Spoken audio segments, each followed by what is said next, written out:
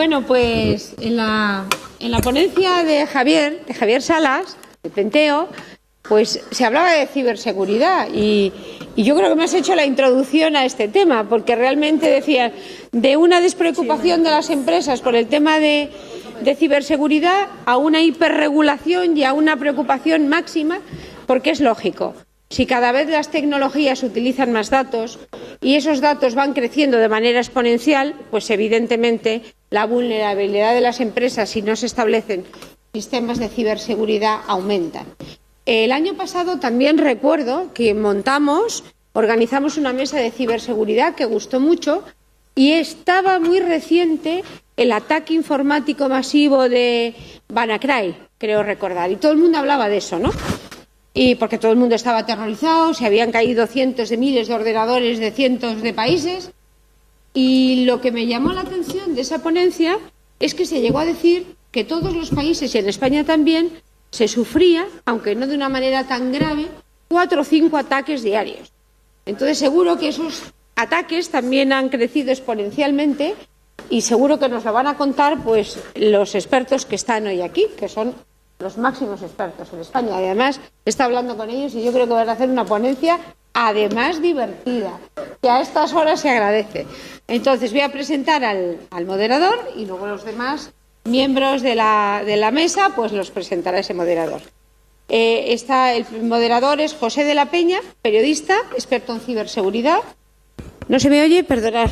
Director de la revista SIC Ciberseguridad y coordinador del equipo organizador de Securmática, que es, como sabéis, el mayor congreso de ciberseguridad que existe. Así que, pues, tenéis todos vuestros micrófonos, pues adelante. Una horita, exactamente 55 minutos. Muchas gracias, María Teresa. Maite para los amigos. Bueno, es igual, Maite, ¿eh? Buenas tardes, señoras y señores. Por favor, si vamos tomando asiento. La verdad es que nos lo han dejado difícil los anteriores contertulios, ¿eh? Sobre todo a mí, Carlos Rollo me ha dejado fundido. Me obliga a decir mi edad. Yo soy 5.9, no sé dónde está Carlos. Está por ahí, ¿no? Bien. Bueno, pues nosotros venimos a hablar de los temas, como ustedes saben, de ciberseguridad. O mejor dicho, yo casi diría la gestión. Bueno, hoy ya saben ustedes que la palabra ciberseguridad es una palabra que se diseñó para que la entendieran los políticos, porque eso de seguridad informática era excesivamente técnico, ¿no? Un mundo muy técnico. La gestión de riesgos de seguridad de la información pues era muy largo, no lo entendían, y la palabra ciberseguridad, joder, era cortita, la podían meter en los discursos y molaba un montón, ¿eh? Y no nos ha ido tan mal. Hay que reconocer que, aunque no estéis de acuerdo con esta lectura que hago del término, es interesante. Bien, como ustedes saben, la gestión de riesgos es un elemento fundamental de la economía y de la gestión de las actividades. Y la ciberseguridad como tal participa de este concepto. Tiene una parte que es tecnológica y una parte que no es tecnológica. Y esa es una de las razones por las que es un campo indefinido, en muchas de las charlas que ustedes habrán escuchado y que escucharán. Y además me entiendo que algunos de ustedes son expertos en la materia. Y además nos pasa como a los médicos. No todos los profesionales de IT entienden de ciberseguridad. Eso es cierto, es una evidencia. Es una disciplina que se ha ido complicando con el tiempo, y, bueno, parece que da mucho juego, Voy a pasarle sin más dilaciones a presentarle a nuestros contertulios. Es un honor estar aquí con vosotros y, por supuesto, estar aquí en vuestro encuentro.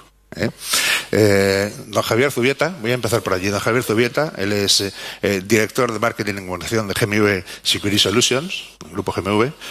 Aprovecho para felicitaros por lo del proyecto Galileo. Gracias.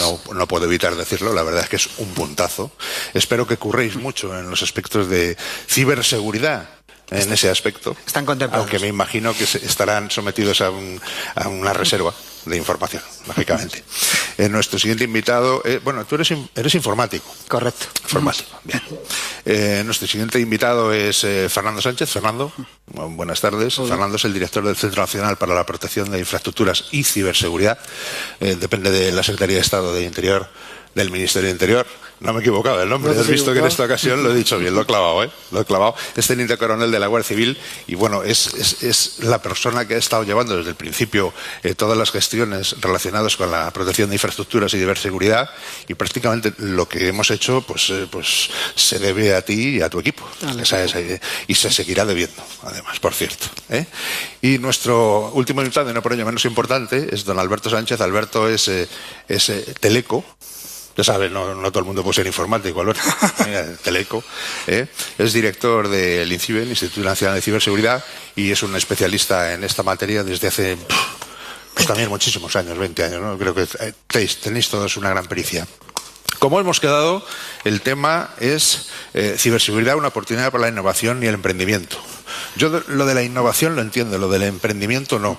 Espero que durante la mesa a lo mejor pues podamos... me deis luz, ¿eh? ¿Quién quiere empezar? 3 minutitos o 4 minutitos por cada uno para dar vuestra posición. Por cierto, vosotros no vais a poner PPTs, ¿no? No. Yo por lo menos no. Casi se me escapa lo de que me ha dicho Carlos Rollos, que he dicho filminas. ¿No? Venga, don Javier, por ejemplo, empieza tú. ¿Qué posicionamiento tienes al respecto de un debate tan general, tan genérico, en este momento de la ciberseguridad? Bueno, pues muchas gracias, Pepe. Gracias a los asistentes y gracias a la organización que me permite estar aquí. Bueno, comenzaré diciendo que GMV tiene una larga trayectoria en el mercado de la ciberseguridad. Nosotros empezamos nuestras actividades a mediados de los años 90 y ya por aquel entonces ya teníamos claro que debíamos establecer relaciones de alianza, relaciones a largo plazo con nuestros clientes clave. Y además no tendríamos que volvernos locos a la hora de incrementar nuestra base de clientes, dado que eso podría desvirtuar la calidad de los servicios que nosotros prestamos, dado que ciberseguridad siempre implica calidad.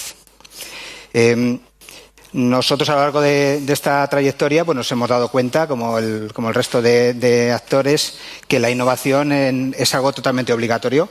En ciberseguridad también, si no hay escapatoria, no queda otra.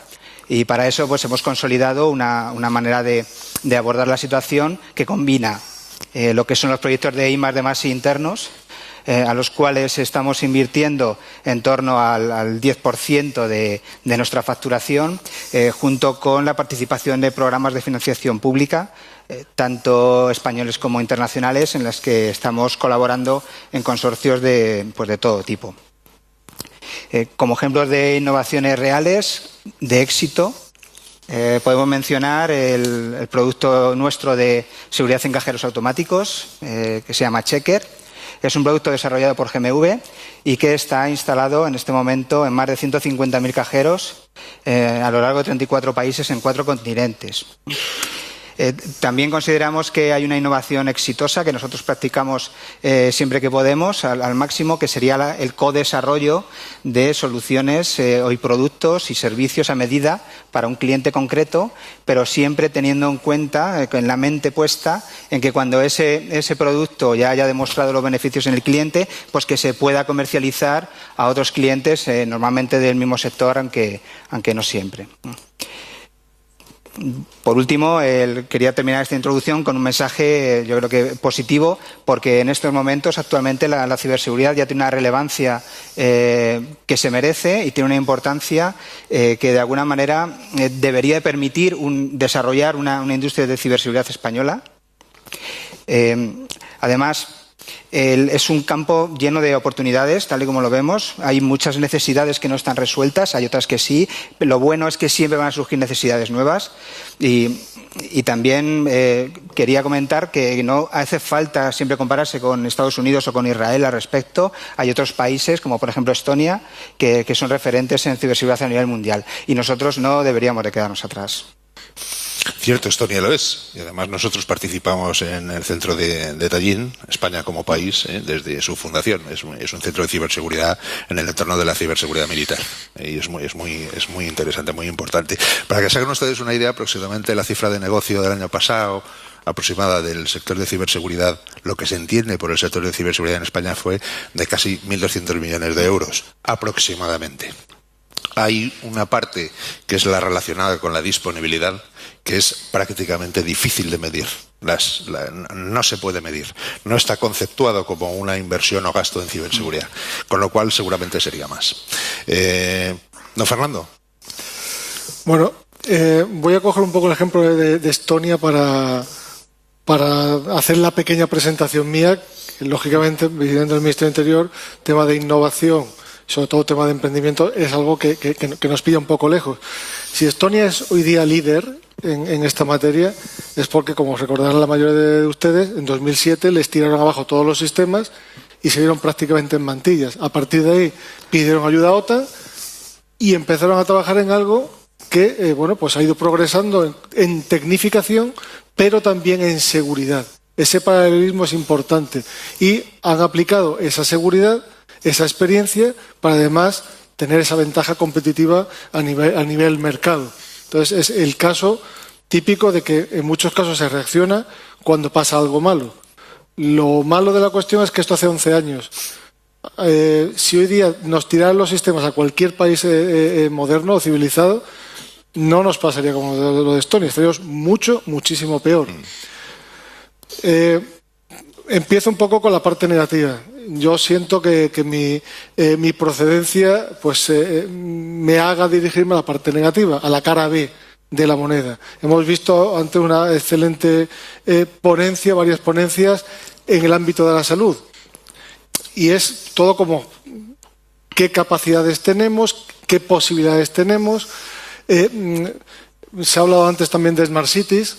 Yo recuerdo iba a decir transparencia, de una Smart City.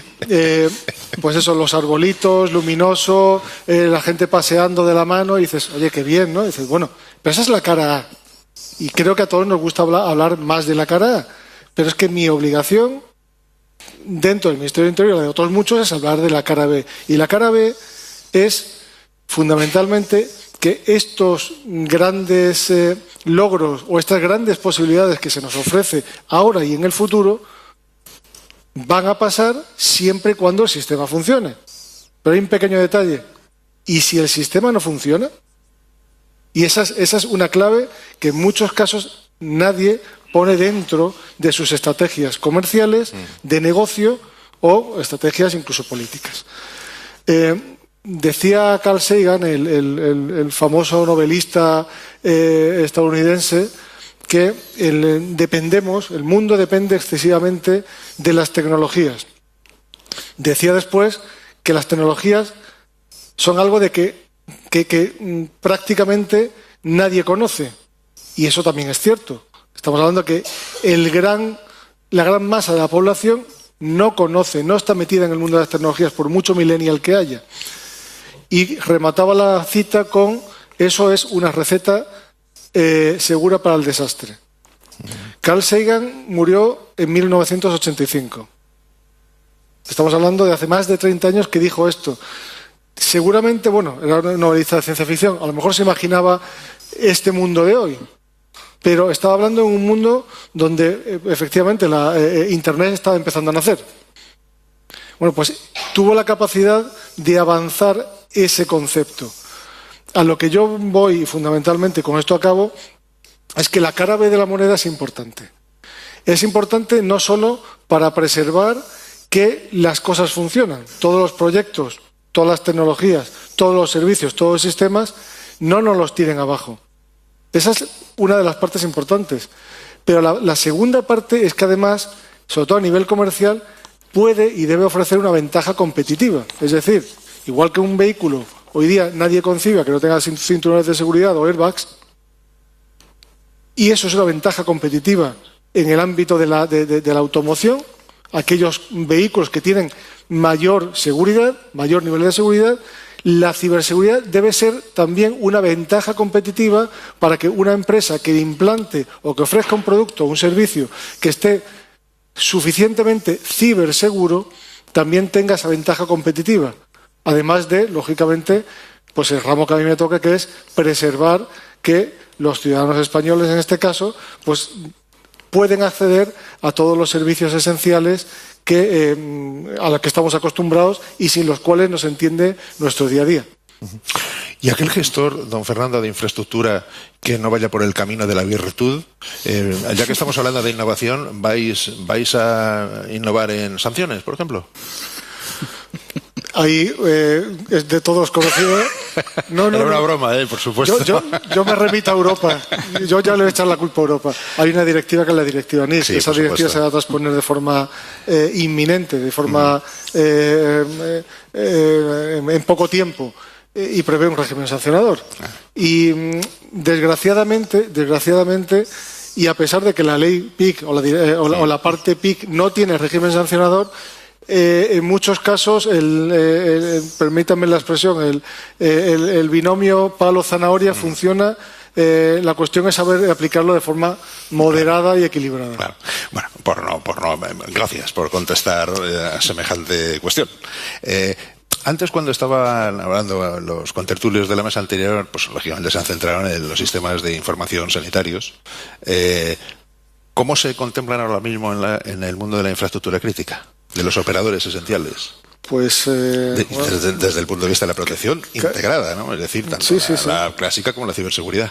Casi va a ser primicia, pero el sector de la salud es uno de los 12 sectores contemplados por la normativa de protección de infraestructuras críticas, y ya se tiene rematado un trabajo bastante completo donde participó el Ministerio de Sanidad de forma importante no, como líder. Nosotros como CNPIC o de Interior somos órgano más coordinador que otra cosa, y se ha redactado ya un plan sectorial de la salud en materia de protección de infraestructuras críticas, que de forma también inminente designará una serie de operadores críticos y lógicamente estarán obligados a una serie de cuestiones, y estaremos siempre lógicamente a su lado.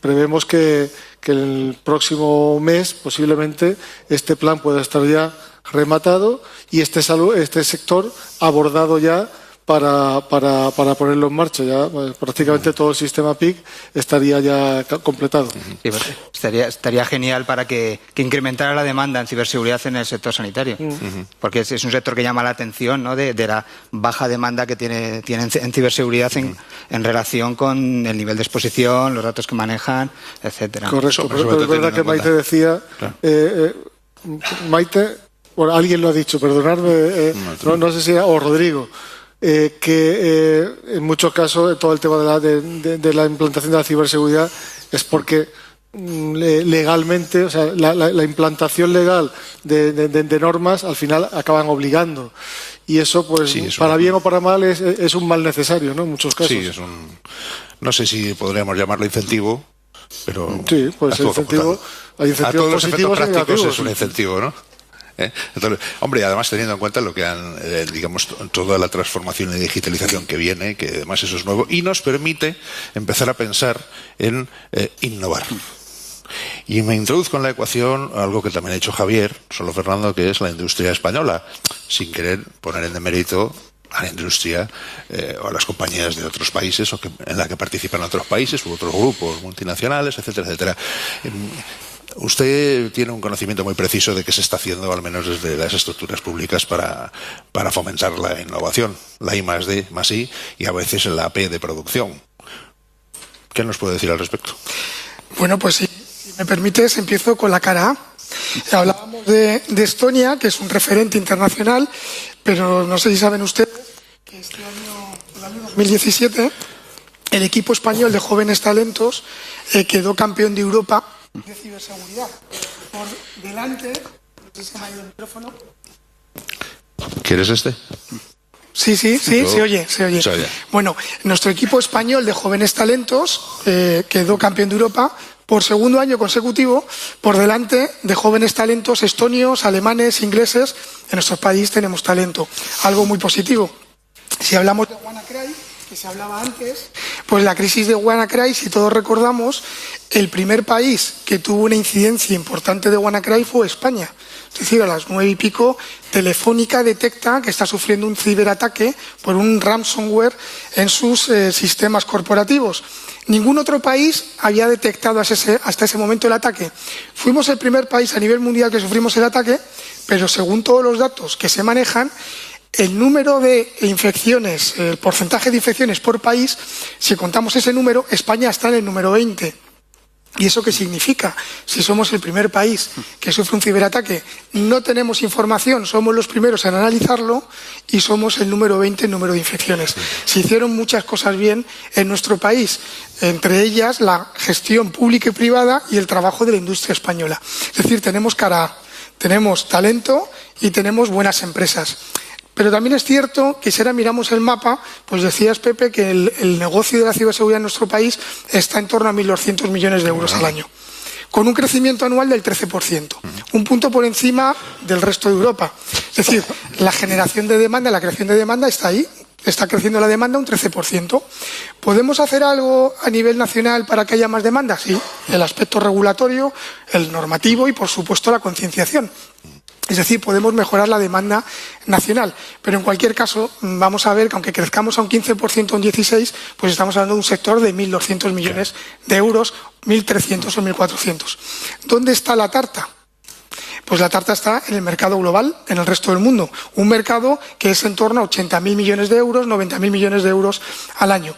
Y sería muy interesante que las empresas españolas participasen de ese negocio internacional. Pero ¿cuáles son las barreras? Si analizamos ese mercado internacional, pues hombre, nuestras empresas cuando van a otro país a competir, por coste es difícil que compitan, porque ya las empresas locales van a tener costes menores. Por lo tanto, la única herramienta que tienen es competir en valor, que proporcionen un servicio, un producto mejor, más innovador que las empresas que están allí. Por lo tanto, nosotros cuando trabajamos en INCIBE, en los temas de innovación, no lo hacemos como meta, lo hacemos porque queremos apoyar en la generación de puestos de trabajo en España. Y pensamos que para aumentar la generación de puestos de trabajo en España, además de fomentar la demanda nacional, es que nuestras empresas salgan fuera, sean competitivas y ganen contratos. Y entonces, ¿cómo lo hacemos? ¿Cómo hacemos la innovación? Bueno, no estamos tan mal. Nosotros nos llevamos una sorpresa hace un año cuando hicimos un estudio del estado de la I+D+I en ciberseguridad en España. Y nos llevamos la sorpresa de que hay más de 100 centros de I+D+I en nuestro país en ciberseguridad. No sé si eso lo sabían. Para nosotros es una cifra sorprendente y más de 1.300 investigadores. Más de 1.300 en ciberseguridad. Por lo tanto, parece que tenemos masa crítica interesante para fomentar el I+D+I. Ahora, tenemos que trabajar en dos temas, y en eso estamos, y luego podemos hablar un poco más. La primera de ellas es en la transferencia tecnológica, es decir, que lo que se haga en I+D+I llegue a las empresas. Eso es la primera parte. Y la segunda es cómo desde el ámbito público podemos apoyar esa I+D+I.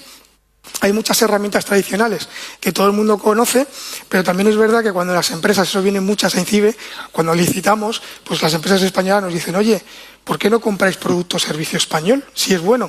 Y decimos, porque la ley nos impide poner como criterio que beneficie en un pliego, en una oferta, que el producto sea español. Eso no es legal. Es más, eso es ilegal. Hombre, pero eso se puede ahora reformar con un Real Decreto Ley, que están tan de moda, ¿no? Es broma, ¿eh? Bueno, yo dejo aquí una cosa después tras 3 años intensos de trabajo colaborando con la industria y mirando cuál es la herramienta más efectiva para apoyar una innovación eficaz en nuestro país, creemos que la vía es la compra pública innovadora. En eso estamos, hemos lanzado ya un piloto de compra pública innovadora y vamos a intentar replicar ese modelo a nivel nacional y yo creo que esa es la vía para que nuestras empresas desarrollen y hagan innovación. Es muy interesante lo que comentas, muy interesante. ¿Tú crees que las vas a convencer de que compren? ¿Quién? A las administraciones públicas. A ver, las administraciones públicas van a comprar sí o sí. Bien. Vale, ya está contestado. Lo dejamos para más adelante. No te preocupes que si no, nos salimos del guión. Sí o sí van a comprar. Sí, pero tenemos un mal endémico en el mundillo este de la ciberseguridad que es muy nuevo. La verdad es que es muy nuevo. Ciertamente es un poco desordenado. No tiene la experiencia de otros sectores industriales. Que es que nosotros en España, o en las Españas, no estamos acostumbrados a los procesos industriales que llevan al desarrollo de productos.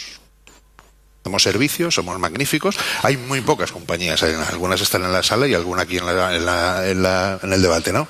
Pero eso, ¿cómo se puede atajar? ¿Cómo pueden las administraciones públicas, mejor dicho, desde el entorno público, intentar fomentar que haya un modelo industrial? Porque en eso nos ganan los israelíes desde hace muchos años. Sí. Ellos tienen involucrados en ese aspecto a todas las estructuras de ciberseguridad de su país, tanto de seguridad como militares, como de inteligencia, como civiles, industriales. Vale, ahí queda. Bueno, mira, es una pregunta para los tres, no solamente es para don Alberto. Si quieres podemos contestar otro y le dejamos a él que se lo piense. Ya lo tengo pensado, pero bueno. No, yo prefiero que No, yo cuento una cosa. Cuando nos han preguntado esto repetidamente, sí.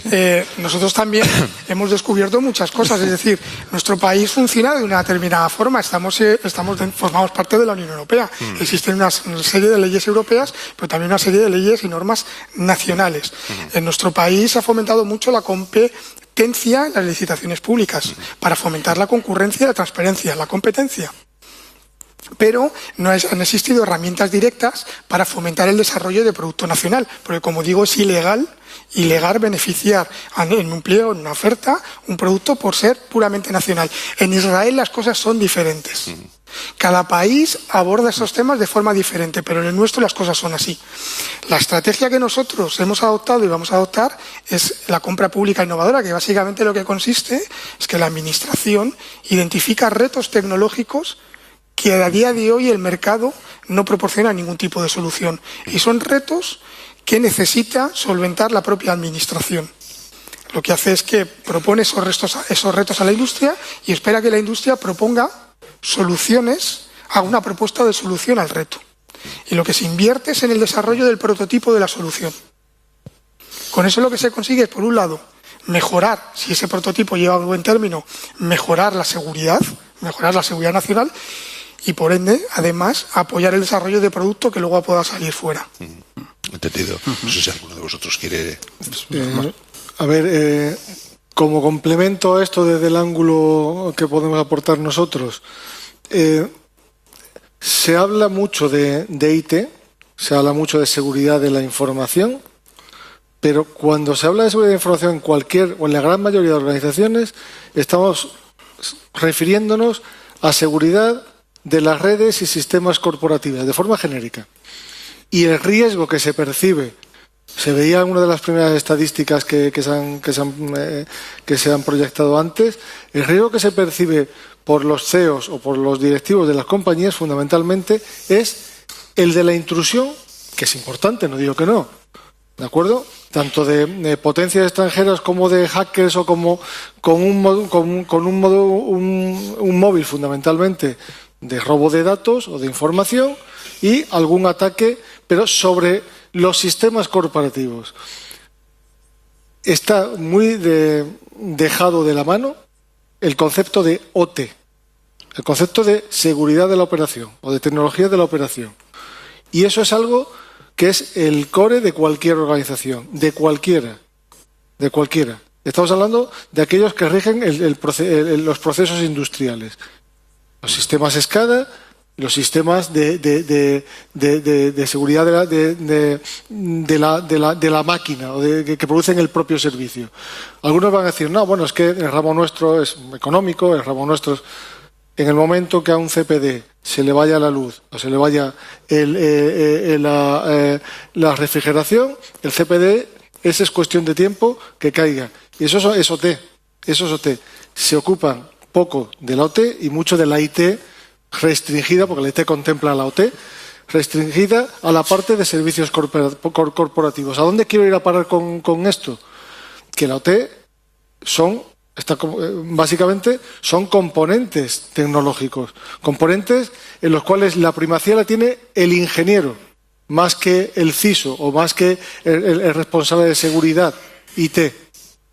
Y esos componentes, una de las cuestiones clave y fundamentales es la seguridad del diseño. Es decir, estamos hablando de que si el componente, o sea, proteger una organización, una red, un sistema, lo que sea un servicio, tiene una componente de seguridad física, tiene una componente de seguridad cibernética y tiene una componente también de seguridad desde el diseño. Es decir, si el propio sistema, si la propia pieza, el sistema industrial es fuerte y puede resistir ataques cibernéticos, en este caso, es algo que es la base, o sea, y nos quitaría muchos problemas. O sea, si se hace bien un diseño de un componente que proporciona un servicio esencial. Hablábamos de las Smart City, de la Smart Grid. Pues los componentes de esa Smart Grid, si tienen esa robustez desde su diseño, nos ahorraríamos todos, empezando por las eléctricas, en este caso, muchísimo dinero en protección. Bueno, pues ese componente desde el diseño es algo que tiene que ser un reto para la industria nacional. No solo por participar en ese diseño de ese componente o de esos sistemas, sino también porque cuando otro país, más unos que otros, te venden un componente, en muchos casos tienen una puerta trasera, y esa puerta trasera las abren quienes saben ustedes que las abren. Entendido. Lo dices desde la perspectiva del diagnóstico que habéis hecho en el centro, de más o menos cuál es el estado del arte en algunos sectores esenciales. Efectivamente. No, Javier, y tú desde la perspectiva de tu labor como consultor y experto en muchos frentes de la ciberseguridad, ¿qué observas? Específicamente en el ámbito de la ciberseguridad industrial, que no se sabe quién la tiene que gestionar, todavía no está muy claro, no hay una idea muy definida, ¿no? Bueno, yo lo que observo es que, de hecho, algunos de los sectores industriales más destacados, como por ejemplo el sector de la energía, en este momento es un alto demandante de soluciones y servicios de ciberseguridad, y en la inmensa mayoría de los casos que tengan que ser innovadores. Lo que comentaba Fernando es rigurosamente cierto. Pero ¿qué sucede? Que gracias a las regulaciones de protección o gracias a modelos digamos de otros países en los cuales se están tomando aquí en España como referencia, bueno, pues se tiende a embeber la seguridad desde dentro en los propios componentes y luego irla extendiendo, ¿no? Como eso parece un mundo ideal, una cosa que todavía queda mucho por hacer, bueno, pues se está demandando soluciones y servicios innovadores en el ámbito de la ciberseguridad industrial en este momento a todo lo que tenga que ver con diagnósticos de ciberseguridad en redes industriales y fundamentalmente en aquellas actividades que predigan comportamientos anómalos en este tipo de redes. Aquí sí que de alguna manera el ámbito OT se puede beneficiar de lecciones aprendidas en el ámbito IT, sobre todo el no siempre estar poniéndole tiritas a las heridas que me abren, que también, y todos los días, sino que también empezar a implantar modelos de anticipación, modelos predictivos en un entorno en el cual verdaderamente se puede innovar, porque además se alinean los planetas y estamos con toda la corriente de Industria 4.0 en el que de alguna manera todos tenemos un optimismo presupuestario importante y en el que, oye, vamos a dotar la ciberseguridad dentro de un proyecto de Industria 4.0 más importante. ¿En qué sectores piensas tú que se podrá hablar realmente de una ciberseguridad por diseño? ¿A partir de qué momento y en qué sectores? Porque ahora lo único que hacemos es parchear. Ajá. Pues todo aquel que tenga un componente ciberfísico. Si no están de acuerdo, manifiéstenlo. Yo estoy abierto a todo tipo de críticas. En todos aquellos sectores donde exista un componente ciberfísico existe la oportunidad de introducir tanto la ciberseguridad como la privacidad, tanto por diseño como por defecto. Entendido. ¿Tenéis opinión al respecto de la pregunta o...? Yo coincido que en todos, y además pongo dos ejemplos curiosos. El pasado año, en el mes de agosto, más de 500.000 de ciudadanos estadounidenses tuvieron que pasar por el hospital para actualizar el firmware de un marcapasos. Era un marcapasos comercial que se descubrió una vulnerabilidad y el exploit se publicó. Significaba que cualquier persona con un portátil, una antena de radiofrecuencia, podía ir, detectar si el de al lado de la cafetería tiene ese marcapasos, dar un botón, porque era tan sencillo como dar un botón, y hacer que el marcapasos funcionase más deprisa o que se agotase la pila. Eso es un ejemplo. Por lo tanto, la industria sanitaria, evidentemente, sistemas IoT, van a ir por ahí. Caso de IoT específico. Si hablamos de los juguetes, conocemos la de la muñeca, que reconoce la voz del niño o el muñeco y que interactúa con el niño y que además de interactuar con el niño o la niña graba la voz y la envía a la fábrica en otro país para mejorar el algoritmo de reconocimiento de voz. Lo que hace es un ataque a la privacidad de la comunicación del niño y el problema que puede surgir, o en las Smart TV, el problema que hay con las cámaras, que si no están adecuadamente configuradas o no se han desarrollado de forma segura, te pueden hackear tu televisión mientras estás viendo en pijama la televisión. Por lo tanto, el tema de la ciberseguridad está muy bien. Te abren la cámara. Te abren la cámara.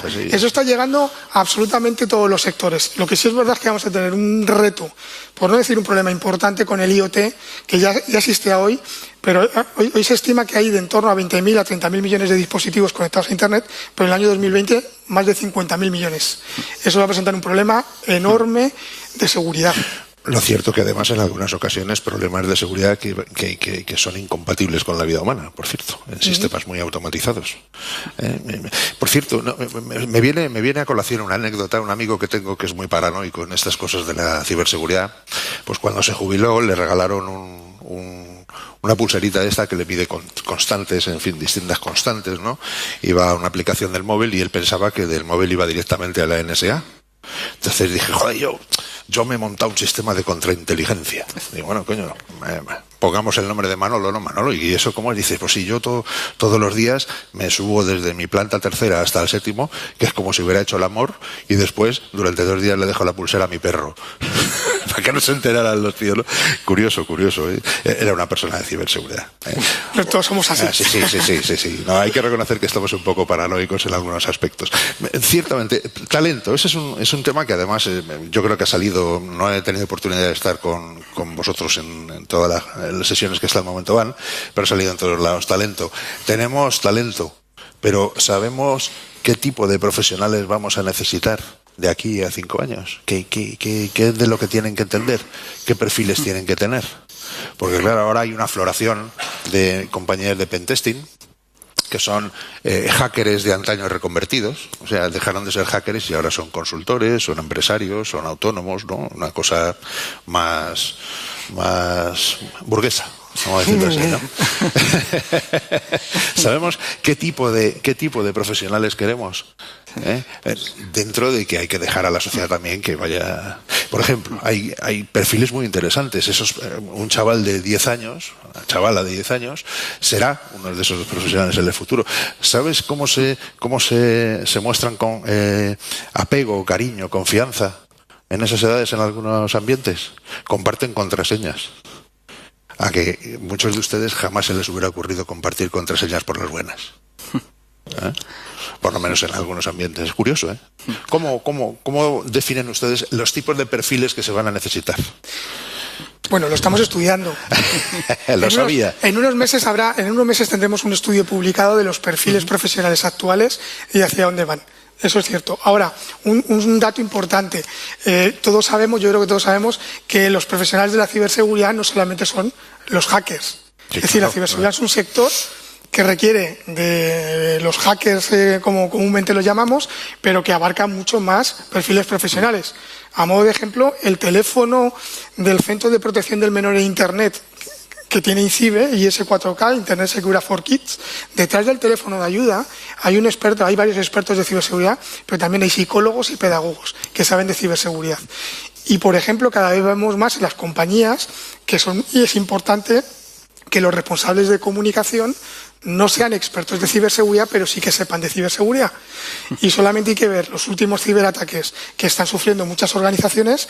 El responsable de comunicación tiene que salir a contar qué es lo que está pasando. Por lo tanto, tiene que entender lo que pasa y además contarlo en cristiano. Entonces, la ciberseguridad está yendo a muchos no sectores, pero sí perfiles profesionales diferentes, distintos a los de hacker. El INCIBE es un ejemplo de ello. Solo un porcentaje de los profesionales de INCIBE podríamos considerarles como técnicos capaces de hacer reverse análisis forense, etcétera. El resto son profesionales de todo tipo. Bueno, yo vi una vez en la época del pelotazo y de la modificación del valor de las cosas, allá por el año 2000, ¿se acuerdan ustedes? Vi un anuncio pequeñito que ponía se necesita director de marketing, titulación en artes escénicas. Me imagino que seréis más precisos. Claro. Por ejemplo, ¿qué tipo de profesionales se necesitan? ¿Para qué, por ejemplo? Comentaba antes Carlos que él no creía en la formación híbrida, Yo puedo... inevitablemente ahora lo de los escenarios híbridos ya lo tenemos, somos todos híbridos. Sí, todo híbrido, ¿no? Pero bueno.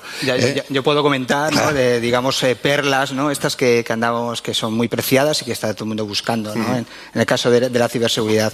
Se busca muchísimo experto en análisis forense, dado que tienen un campo extensísimo de aplicación y existe demanda real. Lo mismo pasa con profesionales que sepan descubrir vulnerabilidades en código fuente. Es otro también de proyectos grandes de demanda real que de alguna manera tiene una gran escasez de profesionales. Y con respecto a los científicos de datos, que también ya se ha mencionado mucho aquí, también se están demandando científicos de datos, pero enfocados a ciberseguridad, fundamentalmente a procesos de inteligencia, ya descubrimiento de patrones, sobre todo de predictivos. Con respecto a los perfiles híbridos, de estos de los que estamos comentando y que creo que nos estamos inventando el término, yo destacaría ahora mismo la unión entre ciberseguridad y aspectos legales. Entonces, el abogado ciber o el ciberabogado, también hay bastante buena aceptación.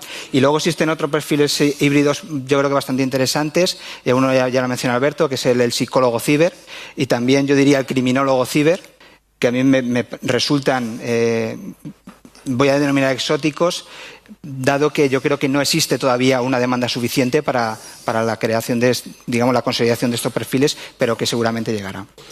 A mí lo que me parece claro es que cualquier campo profesional, y a nivel ciudadano tiene que tener una capa, es algo que es natural con los millennials, ¿no? Pero tiene que tener una capa ciber. Lo ha perfilado antes Alberto. Como ejemplo, puedo poner cuando hacemos ciberejercicios con muchas de las empresas. Pues hay muchos tipos de ciberejercicios y hay muchos tipos de orientación de ese ciberejercicio. Está desde aquel que está dedicado precisamente a los hackers para hacer labores técnicas, aquellos que están destinados a concienciar al alto directivo cómo tiene que actuar y cuáles son las medidas preventivas. La parte de comunicación, que es vital. Si algo aprendimos en el pasado WannaCry fue el tema de comunicación. Si algún fallos tuvimos todos los países, ¿no? Pero si hubo algún fallo que fue generalizado en todos los países, fue la comunicación, porque el WannaCry, yo creo que es ampliamente sabido que el impacto real a nivel mundial fue escaso. Estamos hablando de algunos millones de dólares. O sea, pero sin embargo, el pánico que generó fue sobre todo debido a que no se hicieron buenas políticas de comunicación. Por lo tanto, la comunicación es vital. Esas personas tienen que tener esa formación. Y el empleado de a pie, el que está sentado en una oficina. Es decir, todos tienen que tener esa formación. Y en cuanto a formación más específica, que vosotros sabéis infinitamente más que yo, lo que sí que puedo aportar es algo que sí que he escuchado en varias ocasiones, que una titulación de 5 años, una titulación larga de tipo muy específico, o sea, estamos hablando de 5 años. Es que dentro de 5 años vaya usted a saber qué nos encontramos. Es decir, nos tenemos que anticipar, ya no es lo que necesitamos hoy, es qué necesitamos mañana, qué tengo que enseñarle a ese chaval de 18 años que empieza una carrera para que cuando salga esté adaptado a las necesidades del futuro, que de aquí a 5 años van a cambiar mucho. Sí, eso es terrible además. Y fíjate que ahora mismo yo detecto que hay un exceso de oferta de máster de ciberseguridad cuando existe una carencia total en grado de ciberseguridad.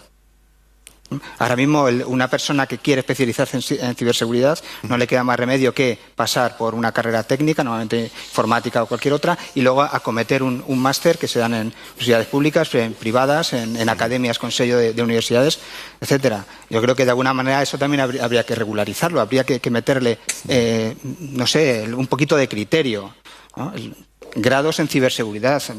Yo creo que ya en este momento ya son totalmente imprescindibles, ¿no? ¿Opinas lo mismo, don Alberto? Bueno, yo creo que eso es necesario, pero creo que el problema, ahora mismo es muy fácil estudiar ciberseguridad, existen muchas posibilidades, el problema que nos encontramos es que hay poco interés. Muchos másteres se quedan vacíos, no porque cueste mucho dinero, porque nosotros damos becas. e invertimos 400.000 euros en dar becas para estudiar máster y cursos de posgrado. El problema es que hasta ahora se ha identificado la ciberseguridad con los hackers. Entonces, salvo que tú quieras ser un hacker, esto de la ciberseguridad te produce rechazo. Y si hablamos ya de las mujeres, muchísimo más. O sea, pregúntale tú a una chica joven si lo que quiere ser de mayor es una chica con los pantalones rotos, el pelo pintado de colores, etcétera. Hay chicas que sí, pero hay chicas que no. Entonces, lo que hay que buscar son referentes, y en eso estamos trabajando, referentes que hagan cercana una profesión. En ese sentido, por ejemplo, tenemos un programa de cibercooperantes en los que los ciudadanos pueden trabajar, colaborar con nosotros en ciberseguridad. Hemos nombrado como cibercooperante de honor pues a una hacker chica, pero que cualquier chica se puede ver en ella como una persona, no es diferente, sino una persona normal, o una filósofa, como es Elsa Punset. Es decir, nosotros estamos trabajando en desmitificar este tema de la ciberseguridad. Esto no es un tema solo para hackers, es un tema para mucha gente, de muchos perfiles, y quizás, nuestra opinión es que quizás el problema está ahí. Quizás el problema está ahí. Porque cuando vamos a los institutos y les contamos temas de ciberseguridad, los únicos que se interesan al principio son los chicos, normalmente género masculino, que le interesa mucho la informática y el ordenador. Los demás salen corriendo. Ya, entendido. Bien, me pasa a la organización algunas preguntas que han tenido ustedes la amabilidad de formular y voy a hacerles algunas. Tenemos poco tiempo ya, ¿no? Nos quedan escasamente 5 minutos, así que les ruego a ustedes pues mucha concreción y brevedad. ¿Cree necesario un plan específico sobre ciberseguridad dentro del proyecto digital del nuevo gobierno? ¿Cuáles deberían ser sus ejes principales? Hago yo una coletilla a la pregunta. Hay un proyecto largamente esperado y muchas veces abortado, que es el SOC de la Administración General del Estado. No sé si está el DETIC con nosotros en estos momentos. ¿Qué opinan ustedes? ¿Les parece que debería acelerarse? ¿Debería salir? Supongo que la pregunta sobre el proyecto un nuevo proyecto del plan digital que se refiere la persona que lo ha formulado, pues seguramente será la nueva estrategia de ciberseguridad nacional que dé pie a... Son dos preguntas en una, no se me escapan, las dos las van a contestar. Bueno, la primera, la estrategia de ciberseguridad, ya ha salido publicado, digo, en prensa me refiero, ya es una decisión del gobierno que se actualice. Es de data de 2013. Correcto. No tiene tanto tiempo, pero son 5 años, como 5 años es un trecho más en este ámbito. Calculo que en las próximas semanas empezaremos ya el grupo de trabajo encargado pues a empezar a lidiar sobre ese tema. Conocen que tiene 6 líneas de acción, el actual, donde están contemplados prácticamente pues, esto de innovación, talento, formación, está contemplado. Lógicamente habrá que profundizar, modernizar y fundamentalmente yo creo que eso es lo importante, que no se quede en una estrategia en un papel. El papel, como ya saben, lo aguanta todo. Eso tiene que dinamizar una serie de planes derivados, una serie de acciones que desarrollen esas líneas de acción de la estrategia. Si no, no lleva a nada. Por ejemplo, lo que se ha hablado de formación, de carreras específicas. Bueno, pues eso, en este caso, sería el Ministerio de Educación el que debería tener la carta, digamos, de liderazgo en ese ámbito, sin perjuicio de que la Comisión de Ciberseguridad está compuesta por 12, 13 ministerios, si no me equivoco. Entendido. Sí. Don Alberto, ¿qué opina usted sobre esto y sobre lo del SOC de la AGE? Bueno, yo creo que podemos estar... Como dinamizador de la industria, estoy hablando en función del título del debate. Bueno, yo creo que podemos estar satisfechos y tranquilos porque tenemos una estrategia que ha estado vigente desde el año 2013. Lo importante es que nuestro país tenga una estrategia y se mantenga durante el tiempo. La hemos tenido, se ha mantenido y ahora se va a hacer una revisión. Yo creo que eso es muy importante para nuestro país. En cuanto a los planes, hemos visto que han tenido continuidad y un ejemplo ha sido el proyecto de INCIBE, que inicialmente fue Inteco y bajo el liderazgo, además del secretario Víctor Calvo Sotelo, se tomó la decisión de reconducir Inteco al proyecto de INCIBE. Un proyecto ambicioso que ha tenido continuidad, además con José María Lasalle, secretario de Estado, y ahora con el secretario de Estado Francisco Polo. Es decir, estamos viendo que en nuestro país las estrategias están teniendo continuidad y permanencia y los planes se están ejecutando sin hacer variaciones importantes. Y eso yo creo que es muy importante. Y sobre el SOC de la AGE, yo he manifestado en público, cuando el proyecto surgió, nuestro apoyo creemos que es importante, muy importante, es decir, que la Administración General del Estado, que es objetivo de ciberataques, prioritario además, que la Administración General del Estado tenga un SOC con medidas adecuadas para proteger a toda la Administración de los ataques que a día de hoy ya está sufriendo. Creo que es una iniciativa muy positiva y yo creo que se va a acelerar. Don Javier, ¿qué opinión tiene usted? Bueno, profesional. Aparte de compartir las anteriores, yo me quedo con algo que aprendí ayer, en la jornada de ayer, en el que ponían, digamos, el éxito de países en la digitalización. Creo que fue la ponencia del profesor de SADE, y en la que marcaba que todos tenían una característica común, y era que el sector público es el que dinamiza el sector, o dinamiza la industria mediante estrategias que estén orientadas a misiones. ¿Perdón? A misiones. Es decir, que está muy bien el realizar las estrategias, los planes subsiguientes son absolutamente necesarios e imprescindibles, pero tienen que ir ese paso más e ir a concretarlos incluso a misión, ¿no? Entonces, yo me conformaría con que esos 6 objetivos, tal y como estaban desarrollados en la anterior estrategia de ciberseguridad todavía vigente, pudieran incluso llegar a cristalizarse a un nivel más real en forma de misión. Tengo que reconocer que estoy francamente satisfecho por las contestaciones que habéis dado los 3, pero particularmente por Javier, que suele ser muy lacónico. Estás lenguajero y me gusta. Y además, con estilo, con clase, con criterio. Tú me lo sacas lo mejor en ¿Has visto? Esto está muy bien. Bueno, estamos llegando al final. Estamos llegando al final del debate. Yo creo que han estado estupendos siempre en los temas de seguridad. Quedan muchas cosas por decir, es inevitable. Seguramente las podremos decir. Además hay que darse prisa antes de que nos impriman. Según decía Carlos, en el futuro nos van a imprimir, nos van a meter el algoritmo y nos van a meter los datos. Eso es preocupante. Y además ni siquiera nos van a tener que dar la grajea en la cama porque no va a haber camas. Eso es tremendo, ¿eh? Bueno, ya saben ustedes que en el mundo de la ciberseguridad, por el momento, no sabemos dónde vamos, pero vamos los primeros. Muchas gracias.